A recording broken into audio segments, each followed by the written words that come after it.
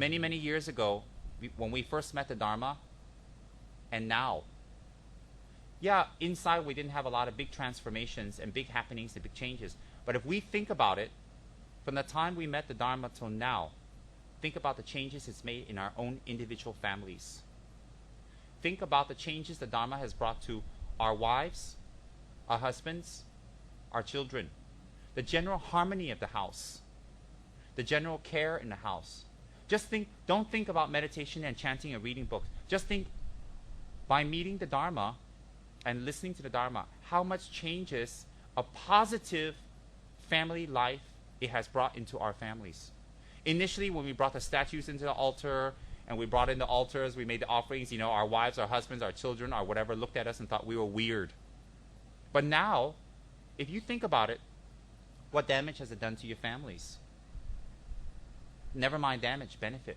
And some more, how much harmony, love, and closeness. And I feel that a lot of couples and a lot of people individually, not even couples, find more peace with each other and with themselves since Dharma has entered their life. And they get along better, they communicate better, they talk better, and their lives generally become better. That is just a clear outer sign of the power of the Buddha and power of Dharma practice. That's with us putting so little effort into the practice. Some of us as kids can observe our parents, the harmony. Some of us as parents can observe the kids. Some of us as parents observe each other. Some of us living individually, independent people, can observe within ourselves and how we deal with other people. That on some level, it has broadened the spectrum of our mind, the way we think, the way we act, the way we react to other people. And some of us in this room, Dharma has actually saved our lives, saved our fortunes and our finances, has saved some of us in this room. And I am not in any way indirectly pointing to how beneficial I am. Remember, I always tell people I'm not into you following a personality cult. I'm here to transmit the Dharma to all of you, but one day I will be dead. One day I will be gone. I'll stay here till I'm dead. That's pretty much confirmed by the protector. But I'll be dead. It could be very soon. Once I'm dead, everything in your practice in your lives cannot stop. It has to continue. That's why I'm not into a personality cult or personality following, and I don't like fanaticism towards me, because that's not what Dharma is about. I want you to be fanatic about yourself. I want you to be fanatic about your mind and your relationship with everybody and yourself and in you and with the people that you love. That's what Dharma is about. So when you support Dharma, when you support KH, when your family does it, when you're supported by time and energy, and when you're supported by money, when you're supported by love and care in any way, what you're doing is you're not being fanatical toward Tibetan Buddhism or the center or me or anyone. You're being fanatical about yourself. Why? How much benefit have you yourself received from the Dharma, your own family, just on a harmonious basis? Some of you may not realize it at this point. Some of you have reached such low points that actually the Dharma protector held you up for a few years till you can survive and make it again. And I'm not joking, and I'm not going to beat around the bush. Some of you was saved and held by the Dharma protector until you made it, and you will make it again. So, but how much have we given back? See, this is not a slap your face session of how much you didn't do. This is a wake up session of how important Dharma is in our lives and how much it's benefited us. And therefore, all you get is benefit. Dharma is not tangible. It's not the statues. It's not the throne. It's not me. It's not the words. Dharma is nothing tangible that you can touch. Dharma is not something you can taste or feel. What is Dharma? I'll tell you. Dharma is the harmony and the more understanding that a wife and a husband feels between each other. It is the love and harmony and the understanding and the less arguments that a wife and husband feels, that an aunt and uncle feels, that a cousin feels between each other, that sisters feel, brothers feel, that children and parents. It brings people closer together. And how do you bring people closer together? Not by magic, but by giving them Dharma that opens their mind to make them understand and look at things in a broader spectrum. And that's what Dharma is about. Dharma may temporarily look like it separates family or bring you here or there. No. I promise you, in the end, Dharma will bring everybody together closer and better, Because nothing in Buddha's teachings talks about breaking people up. Nothing. Nothing at all. So what I want you guys all to know is, you check from the time that Dharma has entered your lives due to your own good karma up till now, and how much difference it's made in your own minds, and how much harmony it's brought, and what it always shares with you, and what it always encourages you to do, to love other people, to forgive your enemies, to get along with your partners, to make more harmony. Dharma always encourages us to do that. It's never ever talked about anything else, and it's never ever invented anything else. So the results of Dharma, even for people who apply it, even in a few months' time, you see a huge difference in your own mind. Remember, I want you guys to remember something. Everything that you have is very, very short term. And the most important thing that you have in your lives are the people that care about you and that has stuck through you loyally, and that has been by your side with all your bad habits, with all your bad tempers and all your bad words and all your bad anger. Irrelevant of all of that, it's the people that stuck by, short or long term. And in the end, we can lose everything except those people. And maybe in the past we had a lot of bad energy between those people, but it doesn't have to be like that in the future. It doesn't have to be like that forever. We can change it. And the purpose of learning Dharma is what? Is for all of us to have beautiful, harmonious relationships with people around us, to forgive the wrongs that they have done, that we have done, to forgive ourselves also. And to move on. To move on. To move on to what? To happy, light, carefree individuals who can bring this light to other people. That's what Dharma is. And if you have one less argument with your partner, that's Dharma. If you have one less attachment, that's Dharma. If you control your anger one time a day, that's Dharma. If you forgive your partner, that's Dharma. All that is Dharma. That is what Dharma is. Dharma is about bringing people together. And don't ever think that Buddha doesn't want people to have families and be together and all that. No. Don't think that Buddha's aim is to make everybody a monk and nun. It was during Buddha's time. But it isn't that like that now. Buddha's teachings change with time. He has set teachings forth for this period. We call them Liu. This period, 500 years. This period years. For 5,000 years, 5, 10, 15, 20, 25, 30, 35, 40, 45, 50. For 10 periods, Liu Ju. There is 10 periods according to the scriptures that Buddha's teachings will pass through phases. Through this period, through this period, through this period. Each period has a different type of teaching that will manifest stronger for that group at that time. So this is not a period of holding vows and monkhood. This is not that period. So don't think that Buddhism now is in the period of what Buddha was in the past, or what he taught in the past. Buddha has set teachings that at this period, this will be more prevalent. This will be more prevalent. These teachings will be more prevalent. So being monks and nuns now is incredible and is beautiful, but it's not the aim of Dharma at this time. The aim of Dharma at this time is to create inner and outer peace. Because peace is a very great threat to all of us, within and without.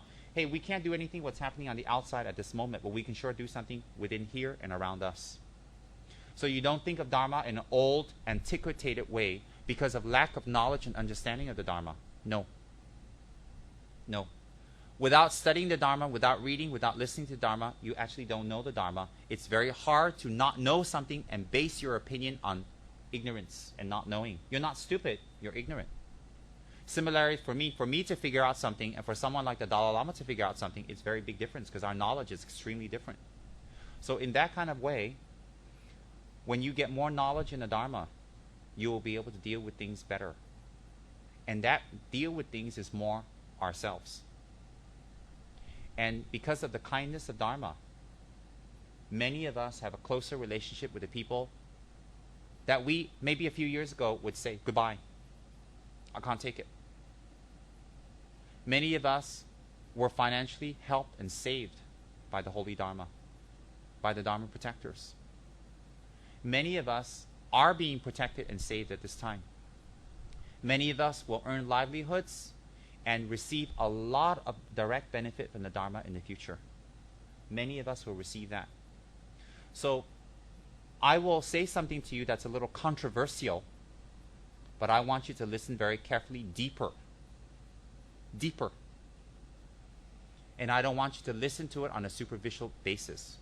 I want all of you, and to tell your friends and other Dharma students in a very skillful way, to contribute to the Dharma and to give towards the Dharma in any way, shape, or form to any department. No, don't ever think, I have a limit. I will give this much. I will give this much time. I will give this much effort. I will give this much knowledge. I will give this much money. I will give this much donations. No, never put a limit. I'll tell you why. We all don't have a limit to how much we want in life. We don't have a limit to how much we want to be successful in life. So if you don't have a limit to how much you want in life, how can you put a limit to how much you want to give to make yourself successful in life? And if you believe in karma, the karmic repercussion of giving is receiving. Right now we're at a stage where we don't have to run around and do all kinds of things to raise money due to the protector's blessings. We're fine. Some of us in this room didn't contribute much to the Dharma Center, but it's manifested. Some of us contribute a lot. I'm not pointing fingers or segregating. I'm telling you, I am asking you for help, and not to put a limit to your help, not because I need it, but I do need it, not because I need it, because now you check back and see how many years you've been in the Dharma and how much you have received. In mental help,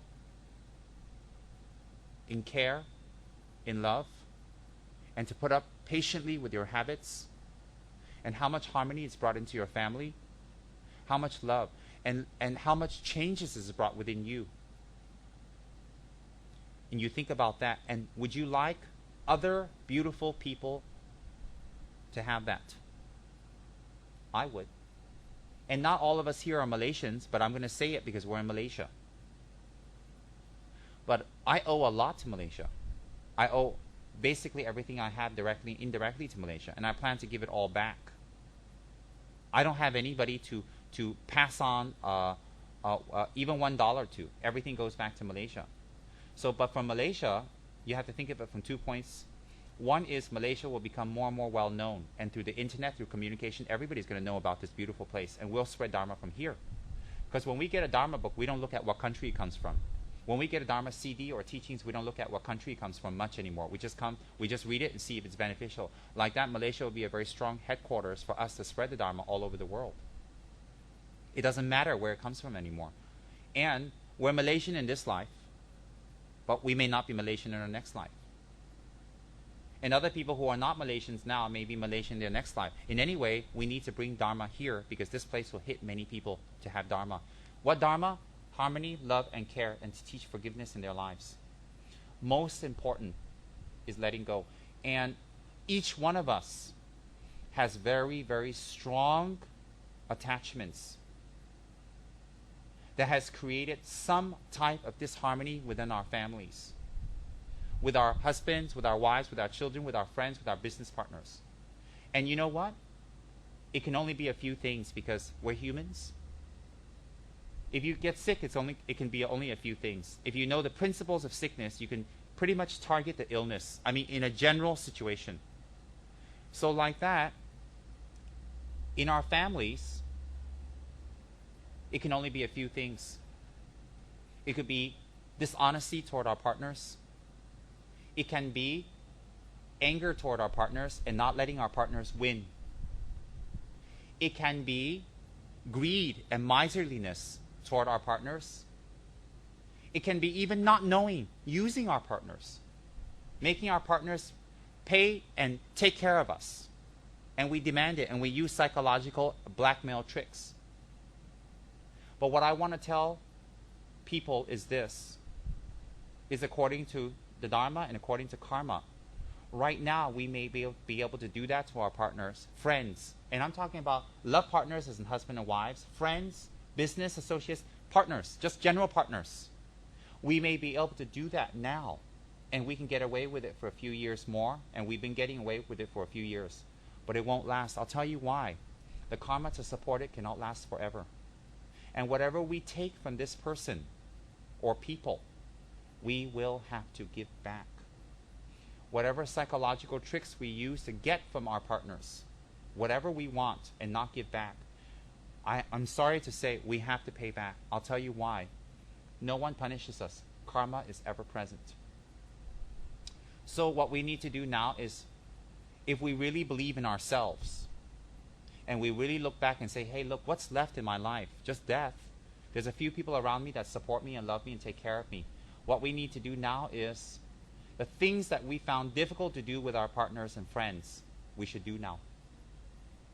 Example, maybe if we're having an argument with our wife, we stop thinking, why is my wife like that? Maybe we should think, why do I react to my wife like that? And change ourselves. Because we know what? Our wives are not going to be Buddhas overnight. So if we should stop asking, why is my wife still like that?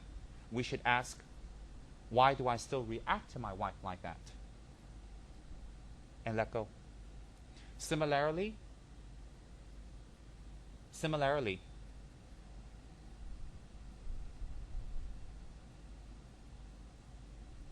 women are actually the pillar of the family, contrary to what people want to think.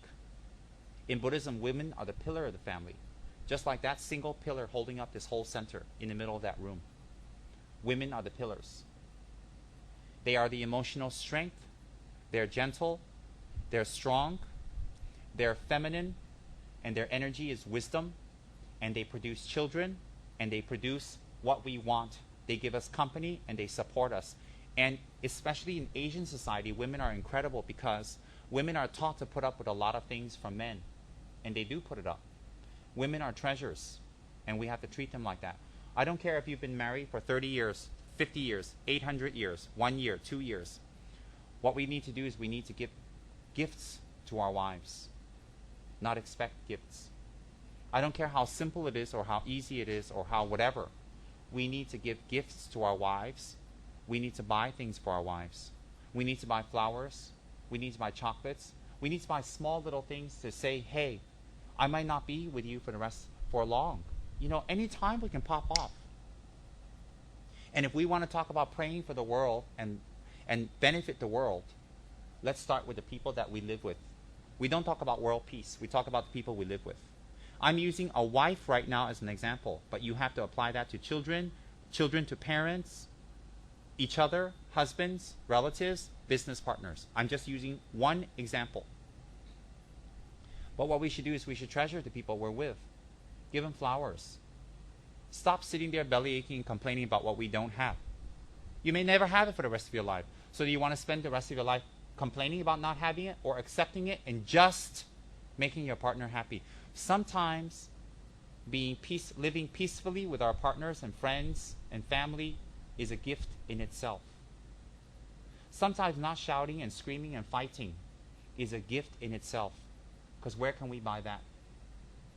Some of us who are single, think about our relatives and friends.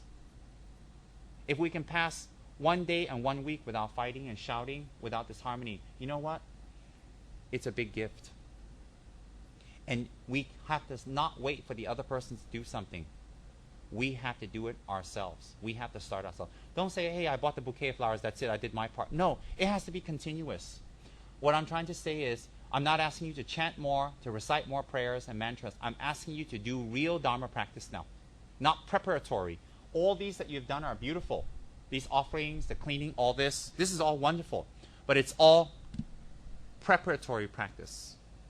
Preparatory means in preparation for practice. What's the real practice? Right now, for all of us at this stage, to bring incredible harmony into our families, into whoever we meet. Incredible harmony. Incredible harmony with every single person that comes in contact with us. And not to be cold and calculative, or not to be angry and not forgive, and not to hold on to the past, and not to try to get something, or not to wait to expect something, or not to blame or point fingers. Right now, we've been doing, for all this time up till now, we've been doing preparatory practices, and we've been doing a great job. But now we need to do Dharma practice, and that is to bring more love and incredible harmony into our own very families. To start there. I am sure you have nightmare husbands and nightmare wives and nightmare kids and nightmare partners and nightmare friends. Everybody around you is actually a nightmare. If you think about it, you pretty much would like to go into retreat, or actually send your nightmare friends and partners into retreat. Actually, that would be better. Sending for retreat, you know. Couldn't you just let's fantasize for a minute. There's no karma, no Buddha. Nothing exists. Just pretend there's no karma for just 5 minutes. Think about a person that really bugs the crap out of you. And for me, I need a few days. There's a lot of people that bugs the crap out of me. And just think that we can make up some bullshit story and tell them how they're going to be a Buddha, they're going to be enlightened, and that everything's going to be wonderful and fabulous, and that they should go into retreat for 3 years, 3 months, and 3 days. And you know, and then you have 3 years, 3 months, and 3 days without these monsters, and after that, we can make up another bullshit story, you know, and keep them in retreat for the next 12 years. And then, you know, we go to Nepal, we find some mountain that no one lives at, dig out a cave, blow it out. You know, we'll all go there and help. We support each other. And we fix it up all nice, make a little built-in toilet in the Himalayas. And we fix it up with curtains, inner heating. You know, we get a wiring from the Himalayas down to Kathmandu city. We put it on a generator and make sure they stay up there warm and nice. We make sure they have a water supply. And, you know, we even put a computer there. And we have a CCTV here so they can see what we're doing. And we keep them there for retreat. Just think of 1 or maybe even 2 people we'd like to send for retreat. 3 years, 3 months, 3 days, and you lock them in like Tibetan style, locked it outside, and only you have the key. And trust me, in the Himalayas, there's no locksmiths. There's nobody there. Just think, just 1 person you'd like to send for retreat, like, mwah, bye, mwah. And you make some bullshit like, it's for you. It's for you to be a Buddha. It's for luck. And they don't believe in Buddha, okay, we'll do another way. For luck. You come back, you'll be super rich. After that, like 3 year, 3 month, 3 days is the time period for a long retreat. 3 days, 3 months. The second day, we throw in another bomb. Guess what? You need to stay another one. And then these monster partners and friends are put in a retreat. We never have to hear their voice again. We never have to listen to them bitch and complain. We don't need to listen to their little hang-ups and their weird quirks and their dislikes and likes and their attachments. No more. Bye. We deliver them in a helicopter. We have to go bankrupt sending them there. Never mind. Helicopter. Bankrupt lah. Just think, who would we send? Of course, don't say it. Don't say it. Just think it. Just let's just fantasize for a minute. Okay, right now we're all inside a helicopter with that 1 person we'd like to send for a retreat, and we're about to take off. The helicopter pad is upstairs lah. And we're getting in, and it's a 16-hour ride over to the Himalayan mountains, but never mind, you know, for Dharma we'll put up with anything. And we land on top of Mount Everest, and now we're getting out. We open the little door and we're showing them their new apartment in the Himalayas, and we're really excited that we almost pee in our pants. And some of us thinking, can I have 2 apartments there? Don't be greedy, 1. And then we're putting them inside, and now we're turning the key. And then what we do is we run back to the helicopter. Run! We run back like Bibi ran in Kathmandu when there was work to be done. Did you remember we got out the bus? Bibi ran. He ran fast to the taxis. I'm like, Bibi! I never saw Bibi run in 10 years. He ran. I mean, not walk fast, ran. Sprint. God. Anyways, we sprint back to the helicopter and we get in, and on the way back to Kuala Lumpur, of course we stop 1 night in Bangkok. Have a few drinks and celebrate that they're in retreat. And of course, we're going to Bangkok to pray for their success, of course. What else could it be? And then they're gone. And we come back to KL all by ourselves. No more nagging, no more arguments, no more weird conversations and ideas, nothing, just us. Isn't that fun? You know, I sit there and fantasize. For me, I would have to build probably the Twin Towers up there in Mount Everest to put away the people that get on my nerves, because I know a lot of people that get on my nerves. Just think about that. Would that be easier, or transforming ourselves? What would be easier? That the things that bother us about that person, they're real. But wouldn't it be easier if we just change ourselves? Because the things that bother us about that person, another person, something else will bother us, or something similar. Because you know what? There's only a few things that human beings can be disturbed by. There's only a few things.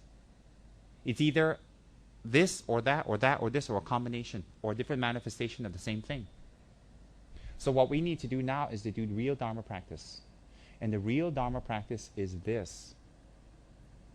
Is controlling ourselves and forgiving the pain that we've experienced. Forgiving the pain we experienced doesn't mean to let it happen again.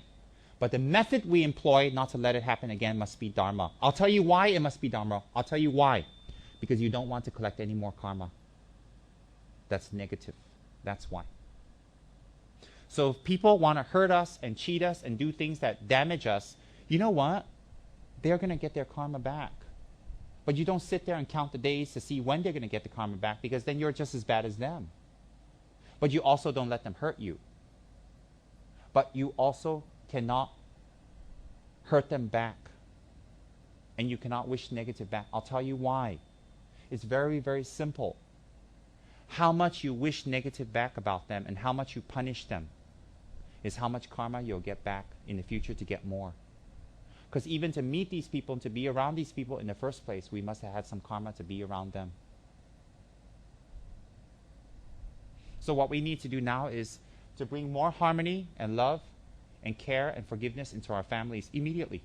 Not tomorrow. Not next week. Immediately. Because you know why? They can be gone anytime. Anytime. You know how fragile life is. I was reading through Reader's Digest, watching all the people who died in tsunami, and they have pictures, beautiful pictures, well, not beautiful, but emotional pictures of people holding kids or wives that are dead. And you can see the shock of the moment. I saw one father standing there over his dead son. The emotion that he showed and the people watching him, it was incredible. It was instilled. And you felt the loss. It's a loss that's irreplaceable. Any of us can feel that. And I felt scared and I felt moved because I can be in that position. I can lose people I care about. Similarly for us, anytime our wives can go, our husbands can go, our children can go, anytime. Not even just death, just go.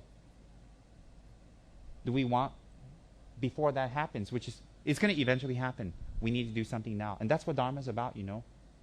It's not about who's right and who's wrong. It's not about whose center is big. It's not about which religion's right. It's not about whether there's a future life or a next life or not. It's not about whether Buddha exists or God exists. It's not about whether Catholics are the real religion or Buddhism is the real religion. It's not about any of that. It is about us bringing harmony into our family, into our lives, into the people we care about now. That's what it's about. And that's what we learn Dharma for. And doing chanting and praying and cleaning and working and being involved in the center. You know what? It brings a lot of powerful merit and luck and good karma to your families so you can accomplish that. So when you serve the center, you're not serving a building. You're serving a place where it brings happiness and it teaches harmony and love to a lot of people, and it brings a lot of love to people. You know, what's the difference between KH, Kichara House, and AA, Alcoholics Anonymous, or Weight Watchers, WW? They're all support groups. We know who we are. We know what we need to do. We are all good people inside, but sometimes we lose ourselves because we want to find money, or we are difficult, or we're angry, or we had bad experiences. We know who we are inside. But sometimes we just need a support group to help us find ourselves. And that's what KH is. It's a support group. You're not serving a building. You're not serving a God. You're not serving these statues. These statues don't need anything from you. What we're serving is the energy of this place, that it brings tremendous benefit to other people. And you know what people that I want? A lot of you all know what kind of people I want. I want the people who don't like established religions. I like the people who say, I don't want to meditate. I like the people who are lazy. I want the people who are greedy. I want the druggies.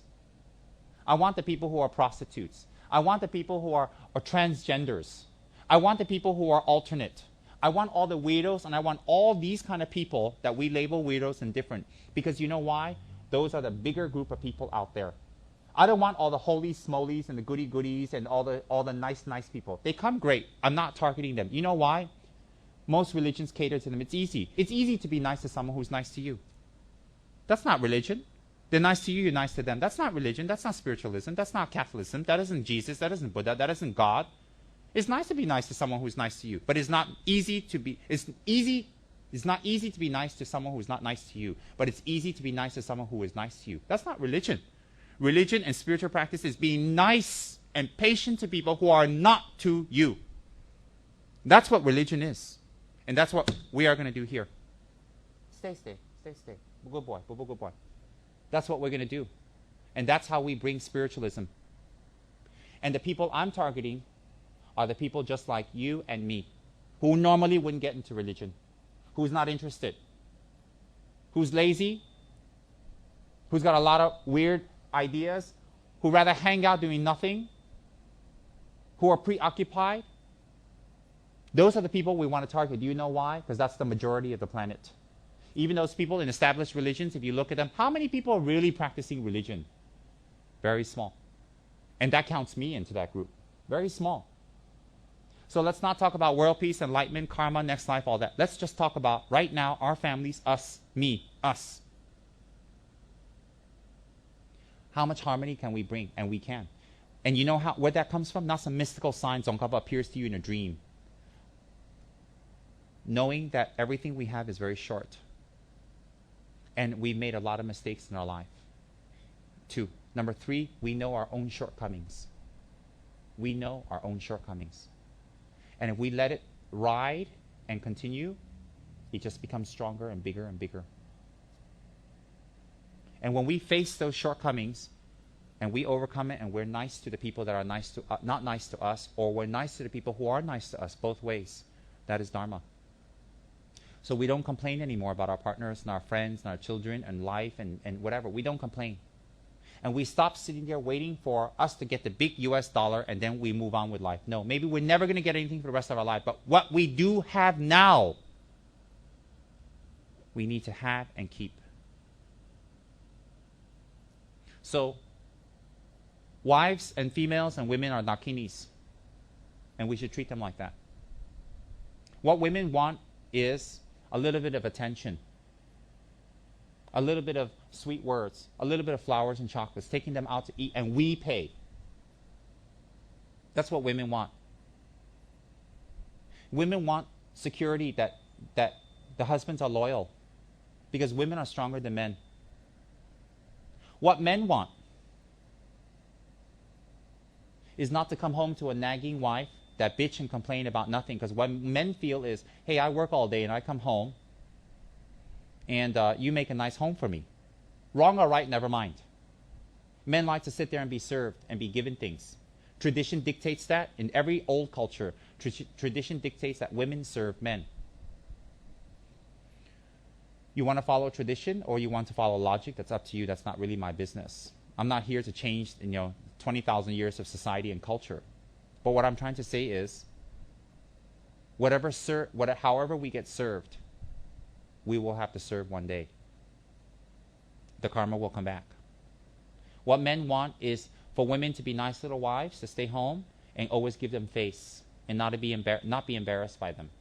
Everybody wants something from everybody. I mean, it's natural, isn't it? So why don't we give that to each other? It's very small. Women should stop nagging their husbands and making problems and talking and just bitching away and going on and harping. What's the big deal? It's a small price to pay. Men, give some flowers. Give a little bit of chocolates. Don't be embarrassed. I know 20 years later you've never given one petal to your wife. Now you give. It's like, what's your motive? Definitely it's not bubbly. Some of us have had bubbly with our wives in, 15 years. I asked some of you, when's the last time I had bubbly? I can't remember. Bad.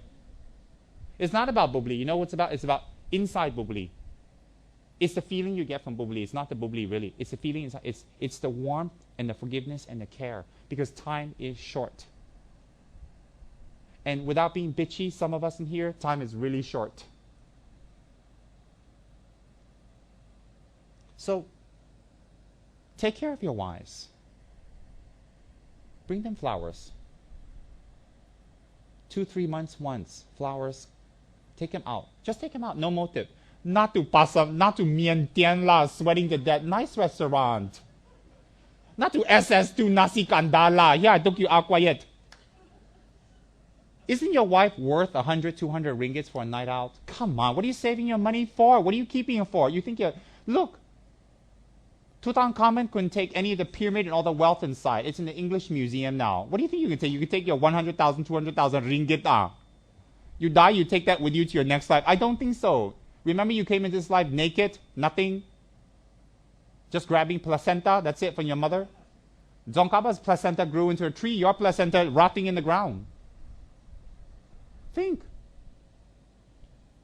And for kids, you must serve your parents. You must. If you want to practice Buddhism, you want to go into retreat, if you want to do your sadhanas, if you want to accomplish anything that is of any value, you check the kids who serve their parents and you check the kids who don't serve their parents and where they are in life.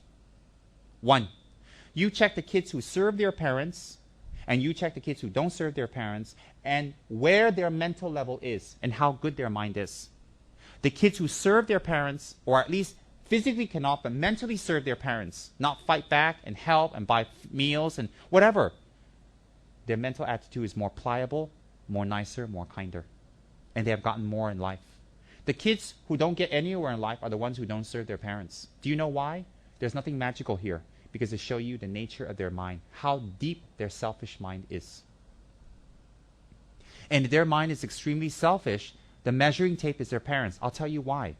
No one in your life, directly or indirectly, besides your guru, but let's not put that in, has been kinder to you on a physical level than your parents in this life. No one. And it can be your auntie and uncle. Parents doesn't mean have to be blood parents. In my case, I don't have blood parents. You know. No one. And if you don't take care and serve your parents while you have them, and you're doing your sadhanas and offerings, and you're running around doing retreats and whatever, you are not holy in any way.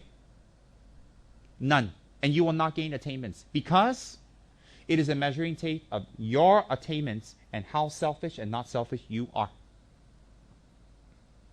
To serve one's parents is a measuring stick of how intense our selfish mind is or is not. Think about it. So if you can serve your parents intensely, if physically they don't need your service, mentally, if mentally if they don't need your service, at least don't be a burden for them in any way, now or in the future. And that is service to your parents. So if you don't serve your parents in a physical, mental way, you are not a Dharma practitioner. And I am very sorry. You can ask this of High Lamas. If you do any practice such as Vajrayana or Hiruka, you will gain 0 attainments and 0 progress. In fact, you go backwards. You do it for years, nothing happens. You say, why am I still the same? If you don't serve your parents. I'll tell you why again. Let me reiterate. It's because the measuring stick of the selfishness of the mind has not lessened. And if selfishness has not lessened, how can you progress in sadhana? That's why we do the preliminary practices. Preliminary practices transform the mind to make it pliable and ready for tantric practice. Don't think you just do tantric practice and your life changes. No. We must serve our parents physically, mentally. And if they don't need that, we need to not be a burden for them in any way. Now or in the future. We cannot be a burden for them. If we're a burden for them in the past, the present, and the future, we are extremely selfish people and we will not get anywhere in Dharma practice. Never mind Dharma practice. In life, we will never get anywhere because how we treat our parents reflects our attitude. Now, the message here tonight is, now it's time to bring Dharma home. I want everybody to make an effort. If you think of me as your guru, if you think of me as your spiritual mentor or teacher, that is my command. If you think of me as my friend, that is my request.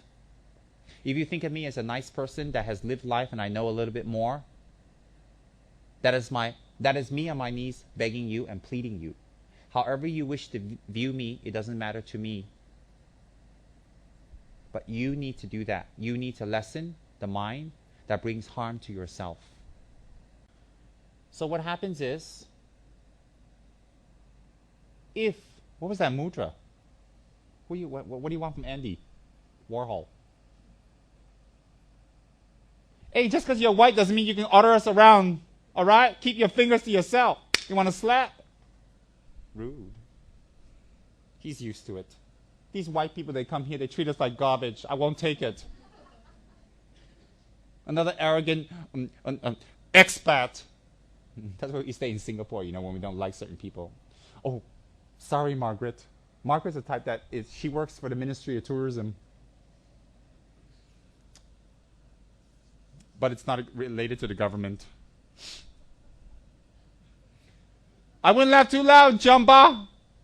Jumpa's been trying to be the Minister of Tourism. But there was a few issues. One was they know to call him Datin or Dato. So they said scrap that title for now. But now that it looks like it's a Datin inside the Dato, not the Dato inside Datin, or was it Datin in Dato? Or never mind. Anyway, it's something very tired, but never mind. The message here is to bring Dharma home. Is this working? Yes, huh? The message here is to bring Dharma home. You want to do Tantra? You need to take care of your parents and the people who've been kind to you and the people around you. To your wives, to your husbands.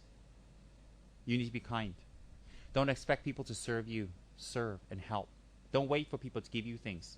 No, you do it. You know why? Every time people give you a cup of tea and you expect it, you collect the karma and you rehabituate the selfish mind. Don't. It harms yourself. You get the moment's thrill, but ultimately it's not good. Don't sit there and wait for money from someone. If you really need it, you get it. It's wonderful. Don't blackmail and manipulate for it. Take care of your wives. They are Dakinis. They gave you your kids. They gave you a lot of pleasure. They gave you company. They stuck through thick and thin. And for some of us, our wives took very good care of us in many ways. Give back. Give back. Women are Dakinis. They're miracle workers. Imagine you running around for 9 months with a huge belly. Oh, God, I wouldn't. I don't want to be bitchy. I don't ever pray to be a woman because I can't take it. It's too much work. Number one, having a big, smelly, oily, ugly, hairy, disgusting ape man on top of me doing nasty things to me, I don't like. Thank you very much. Just visualize Jivan on top of you.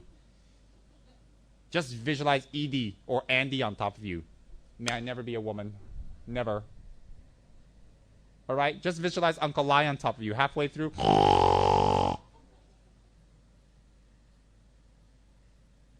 Just visualize BB under you. I'm not trying to be bitchy. I can't be a woman because it's just too much. The amount of pain they have to withstand from society, men, and culture, I can't. That's why in Tibetan Buddhism, Buddha has recognized the value of the female energy and made Vajrayogini most supreme in the hierarchy of practices, and Tara most supreme. It's not because women are better than men. Even Mao Zedong recognized it. Women hold up half of the sky. So we need to stop sitting there looking for women to do things for us. We need to reward them. Tomorrow, the day after, immediately go and get some little flowers. Yeah, it's a little embarrassing. You feel a little stupid. Never mind. The stupidity and embarrassment finishes real quick. And after 1-2 months, not 1-2 centuries, you get a little flower. I mean, it doesn't have to be $5,000. Jaya, just go. $5-10. Just take the price tag off. They'll never know. I mean, you know how cheapskate you are. We have money for everything, drinks and friends and everything. We don't have money from wives. Bad, bad, bad. Naughty, naughty. Yeah.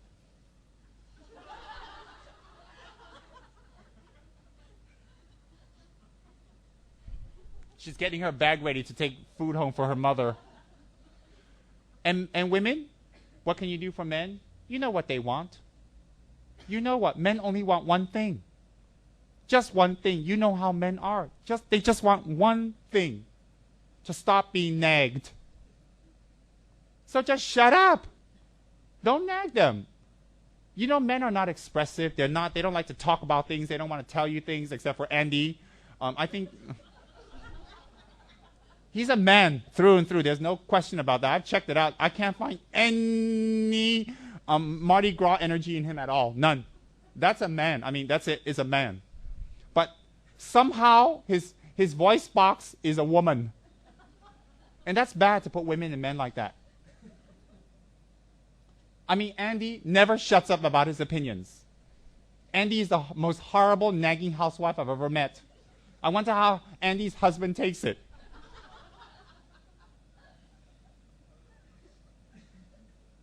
And Smashy, she'll bug the shit out of you. She'll make you say yes. Do you want this? No. Why not?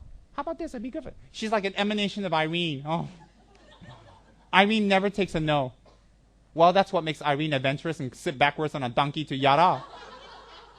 That determination. Yes, that determination. There's good and bad in everything. So we don't look at Andy with his expressive mouth and go, oh God, he's nagging. No, but when Andy puts that energy to writing, you know how many people it's going to move? Wow. I'm amazed by Andy and Crystal's writing. Amazed. I'm amazed at David's writing when he writes. We'll work on that one. Amazing. So Andy, yes, never stops nagging. Never. But when he puts it on paper, wow. Because if he doesn't have that verbally, he won't have it on paper. So we don't look at it good or bad. It's just a gift. So women and Andy, stop nagging your husbands. Stop bitching. Stop complaining. Stop making noise. And I'm not just talking about husbands. I'm talking about your friends, your mother, your auntie, your whoever that you nag the crap out of. Stop. Do you know why? It's a very small gift to give back. You get flowers, they don't get nagging. A little bit closer. You get chocolates, they compliment you. You go for din din. Just think of how you... Okay, I want you to have another perspective. Right now, tonight, you find out your husband or your wife died. Right now, tonight, you find out they died. No more. Oh, and you don't get the inheritance because they had a clause on their will. They died. No more. You go home, your partner, your friend, your mother, your daughter, your sister, your wife, your husband is dead. No more. You go home alone. 49 days of funerals. I don't know about Indian tradition. I don't know about white tradition. I don't know about anything else. They're dead. Peacefully. How? Think about all that. Because you know what? I'm so sorry, with respect to older people. It's going to happen one day. When I say respect to older people, I don't mean it'll happen to older people fast. I mean, I'm younger, I'm talking to older people. That's what I mean. It's going to happen one day. You're going to go home, or you're going to get news that your partner has died.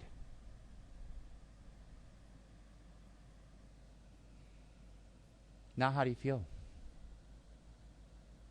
Now who wins? What about the latest argument, the latest nagging session, the latest fight, the latest they did this, they did this, they did this to me, they did that to me. They're dead. Your mother's dead, you hear. Your auntie's dead. Your father's dead. Your wife's dead. Your husband is dead. Your mother will never breathe again. You will never see her again.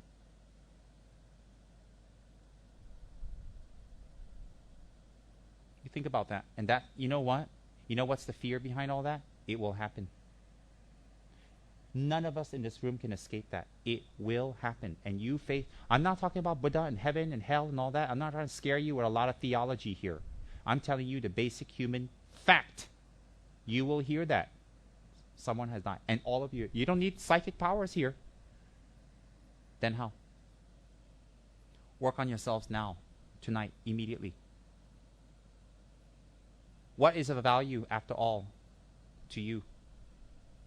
For some of us, it's our Dharma practice in our future lives. For some of us, it's happiness. For some of us, it's money. For some of us, it's company. We have different value systems. We all do. But we do value something. And I'm sure all of us value the people we are with. Bottom line. Imagine you get the news one day. I know some of you will be throwing a party. Oh, Rinpoche died peacefully. Rinpoche's in clear light now. He's dead. How?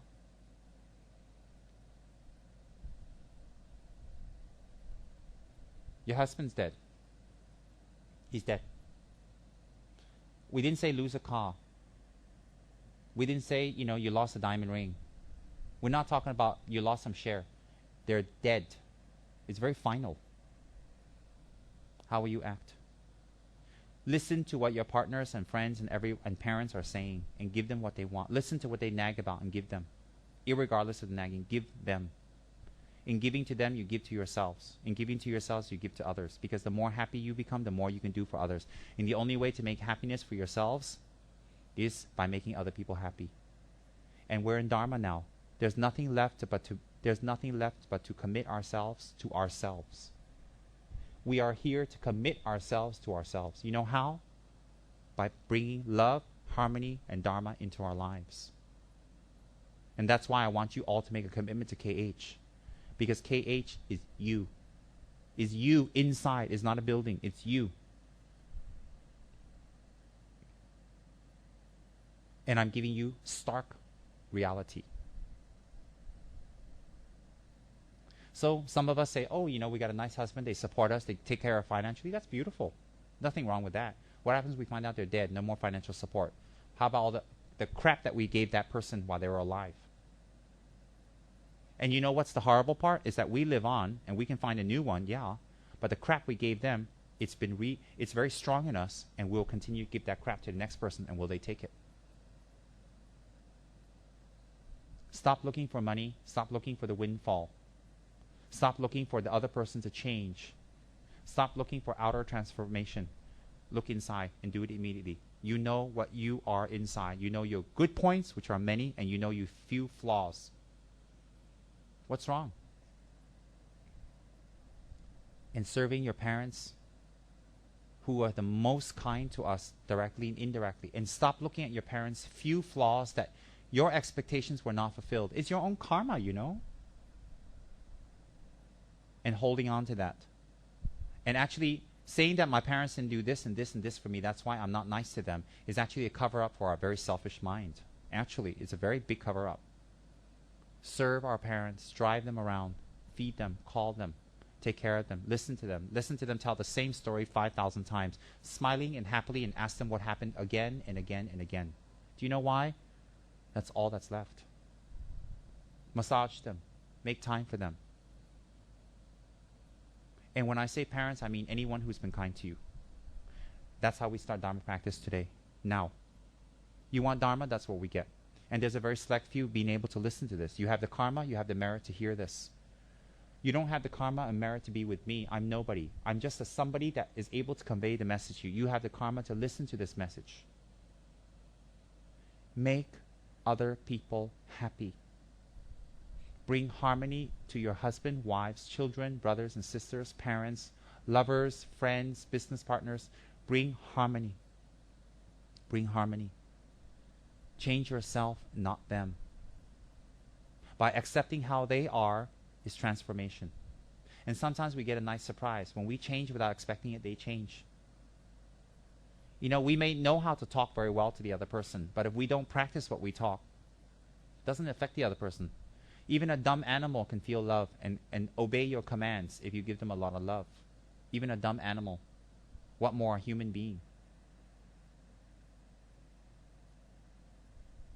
Love, care, harmony. Now. That's what KH is about.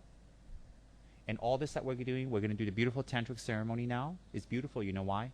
We will send the energies out to ourselves and everybody who will see us, and to our families, and to the people who've been kind to us, to love them.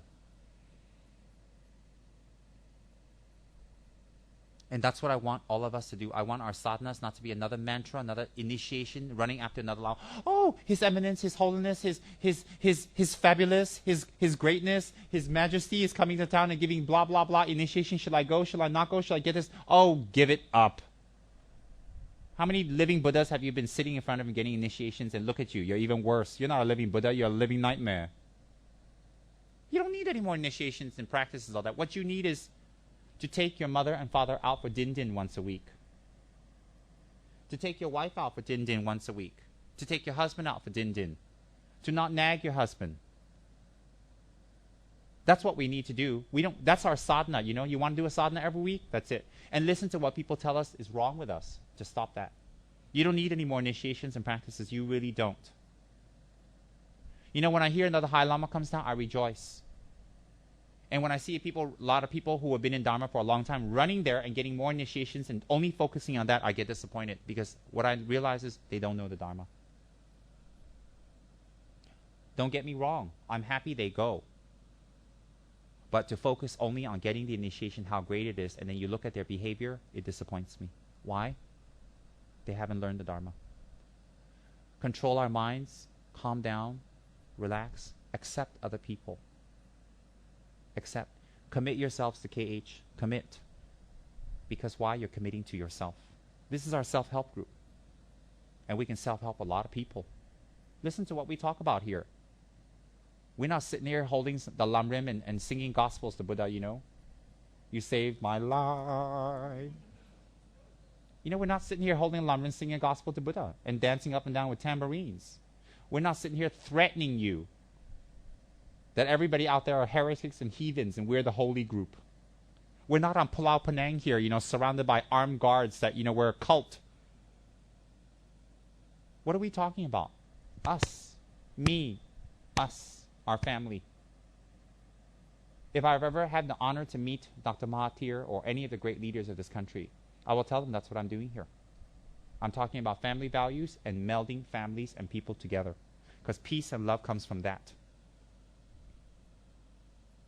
And even when we do monk ceremonies and nun ceremonies here in the future, it's not about taking them away from the family. It's about letting them live in austerity for a while to realize how much they have. And in Malaysia, we have a lot. And in Malaysia, I was telling a friend the other day, I forgot who, I think it was David, that there's not a lot of people who run out there and help, you know, giving food. Materially, there's not a lot of poverty here because this is a first world country. This is one of the best in the world. Everybody in here is trying to lose weight, except Margaret. Everybody. Okay, Margaret and Paul. I hate those people. On the way to the parking lot, you guys know what to do. Beat them up. And yes, Malaysia is a first world country, and there's not a lot of physical poverty here, but there's a lot of spiritual poverty, mental loneliness, unhappiness. And that's what KH is going to do. We're a self-help group. Where are you going? Oh, you're going to AA. I'm going to KH. Alcoholics Anonymous, KH is not. KH, Kichara House. A house for what? A house for love. Kichara is Vajrayani's love. It's her heaven. Her heaven emanates from her heart, from love and compassion and skillful means. That's what Kichara Paradise is. An emanation of Vajrayani's love and caring. That's what it really is. And Kichara House is a house to find love, compassion, forgiveness, growth. And we will help each other towards that. That's why it's house, not center. That's why I didn't want a Tibetan name, you know. Blah, blah, blah, blah, ling. Lulu, li, li, ling. Nyao, nyao, nyao, nyao, chu, chi, chow, chow. And some weird sect, you know. I hate these centers that's got their lineage on it. Gelupa, tashi, darling, bogi, lao, ku, ki, ling. You know, I hate. Or kama, kachu, ra, ra, ru, ru, ri, ru, rao. I hate all that. That's why I wanted something just about us. You know, it's not about lineage and all that. It's about us. It's about us. So now, I want you guys to do that immediately. Immediately. To do something for the very people that you live with immediately, because that's Dharma. I didn't tell you to go home and chant mantras. And not to do it, and to do it again and again. That's your sadhana.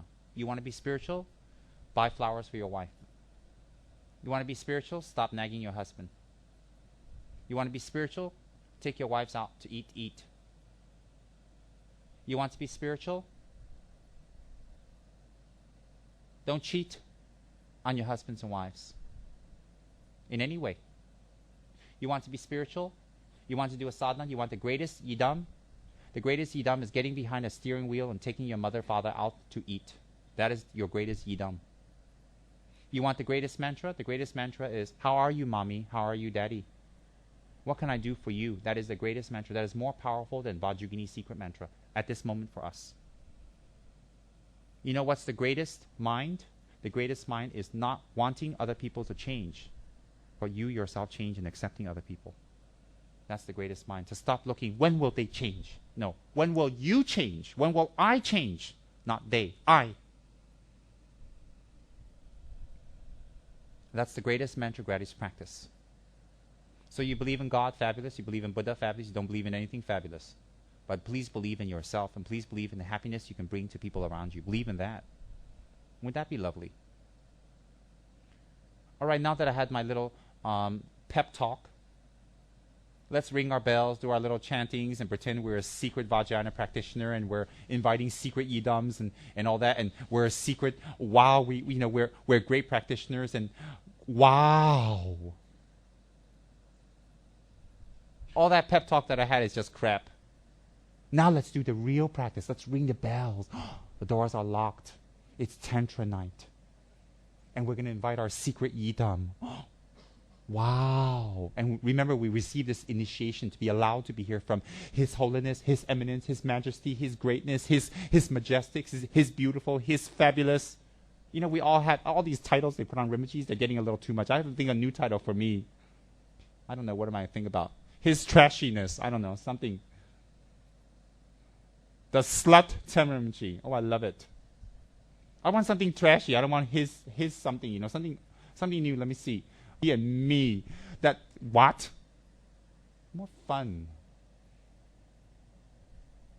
Anybody calls me His Holiness, they're going to be excommunicated. I hate things like that. Ooh.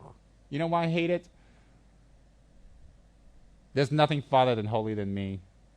And you don't want to send the wrong message out. People take one look and say, see you later. I'm going back to the pub and have a drink and play another game of golf. Ooh, rude. No, I don't like all those fancy titles. What I want is fancy mind work inside.